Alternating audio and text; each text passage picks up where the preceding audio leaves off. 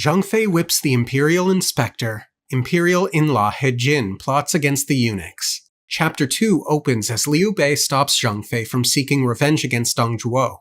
Instead, they offer service to Zhu Jun. There they battle Zhang Bao. Though Zhang Bao uses mystic powers to control the weather, Liu Bei and his brothers break the assault and force him to flee. News spreads that Zhang Jue is dead. Zhang Liang has been slain by Huang Fusong. Lu Zhi is restored to office. The uprising is collapsing. Inspired, Zhu Jun crushes Zhang Bao's remaining forces, but the threat of the Yellow Turbans does not end with them, for their followers continue to plunder. During one siege, trapped rebels beg to surrender. Zhu Jun would destroy them, but Liu Bei argues for mercy. Here, Liu Bei encounters Sun Jian, a bold commander said to be descended from Sun Zi. Together they destroy the rebels. Zhu Jun and Sun Jian receive honors and promotions, but Liu Bei receives nothing. At court, officials plead with Emperor Ling to punish the corrupt eunuchs and reward men of merit. Instead, the emperor silences them while the eunuchs sell offices to those who can pay. Only after pressure continues to rise is Liu Bei granted a minor post as judicial officer of Anxi County. There he governs fairly, earning the people's admiration. Months later, a corrupt official arrives demanding a bribe. When Liu Bei refuses, the inspector prepares false charges to remove him from office. Enraged, Zhang Fei ties the inspector to a post and whips him. Guan Yu argues the man should be killed outright. Liu Bei refuses, choosing to reject corruption and resign his post. As Sun Jian continues suppressing rebellions, he rises to governor of Changsha and later lord of Wucheng. Upon putting down an army of bandits, Liu Bei earns praise from Governor Liu Yu and Gong Xinzan. He is forgiven for flogging the inspector and named magistrate of Pingyuan County. As honest men are driven from the government and disorder spreads throughout China, Emperor Ling falls ill. The emperor favors his younger son, Liu Qie, for succession, but He Jin, brother of Empress He and commander of the imperial forces, supports the elder prince, Liu Bian. The eunuch Jian Shuo plots to murder He Jin before the succession can be decided, but before the scheme can be enacted, the emperor dies. With the support of Yuan Shao, commander of the capital districts, He Jin ensures Liu Bian succeeds his father. Empress He and Queen Dowager Dong plot against each other, resulting in the Queen Dowager's death. Jian Shuo is killed, but the eunuchs survive by ingratiating themselves to Empress He. Yuan Shao warns He Jin that unless the eunuchs are killed, they will seize power again. He Jin agrees, but the empress will not allow anything to be done. As He Jin considers his options, Cao Cao has something to say. Hello and welcome to the No One Asked You podcast. This is Three Kingdoms Summarized, and today we are talking about Chapter 2. What a chapter! Exciting things are on the verge of happening.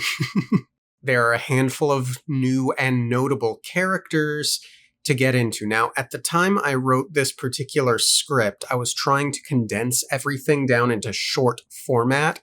It had initially been my aspiration to just do summaries and upload them as shorts, but that became uniquely difficult, one, with how many names you have to put into the scripts, but some of the longer chapters, it was just a bit too much to condense. So at some point in the future, my summaries may become a bit more in-depth, but all in all, I thought this summary covered the broad strokes as intended. That said, there was an area that I didn't go into as much detail about, and that was the Empress He, and Queen Dowager Dong. The two had a fairly hefty rivalry over an issue of succession, which resulted in Queen Dowager Dong's death.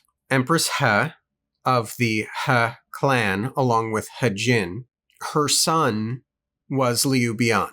He was the older son, I believe, and so, in theory, next in line for the throne. Emperor Liu Hong, Emperor Ling's mother, raised Emperor Ling's son, Liu Qie. Liu Qie was the son of a concubine, and so the Queen Dowager Dong felt a special affection for Liu Qie. Liu Hong's perception, it seemed, was to favor Liu Qie as well. They felt he had the better temperament. Obviously, Empress He and He Jin both wanted Liu Bian on the throne because it would strengthen their position in the court and blood ties, I would assume. And so as Emperor Liu Hong was falling ill and would soon die, He Jin and Empress He did what they had to do to ensure that Liu Bian would take the throne, ultimately successfully. It's also worth noting that Queen Dowager Dong is not related to Dong Zhuo, two different Dong families. As I said in the last episode, Zhang Jue is not a character you'll need to recall in explicit detail because he has died here in Chapter 2, but the Yellow Turban Rebellion is still causing mayhem across China. As Liu Bei and Zhu Jun are laying siege to a town, Sun Jian joins them and aids in their victory. So Sun Jian is a character you are going to need to know. If not him specifically, his family. As I explained in the summary, he's a descendant of Sun Ce, and he is given a governorship in the south. I don't really know too much about Sun Jian specifically beyond what is going to occur, and I don't want to risk too many explicit spoilers for those who are less familiar with the story, but just know that Changsha is in the south near Liu Biao's territory. That's a character that will come into play later on as well. Sun Jian and Zhu Jun are rewarded for taking down the Yellow Turbans. Specifically, it's noted in the book that Sun Jian is able to pay the requisite bribes to receive the rewards, and Liu Bei is overlooked. The book goes into a little more detail, but I guess he goes to the capital where he is trying to figure out what's going on, why he hasn't been given any sort of post, and this creates more tension within the capital, which ultimately leads to the eunuchs being like, okay, we've got to rein it in just a little bit. We'll give a few folks some posts, even if they can't pay, and hopefully that will tide things over for now.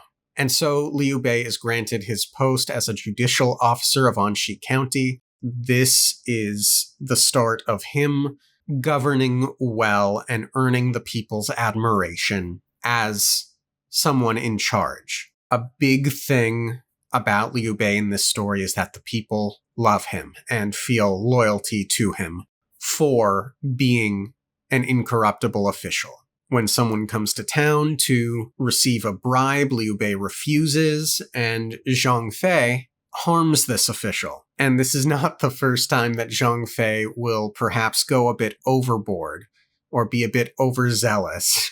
Liu Bei ends up resigning his post, but continues to fight Yellow Turbans and bandits on behalf of the governor Liu Yu, and Gong Xinzan is putting in a good word for him as well. As I said, Gong Xinzan is someone you will need to know.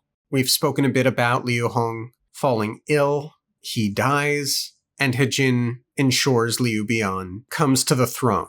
Here in the book is where we meet Yuan Shao. Yuan Shao is a very important character. You will get to know him quite well.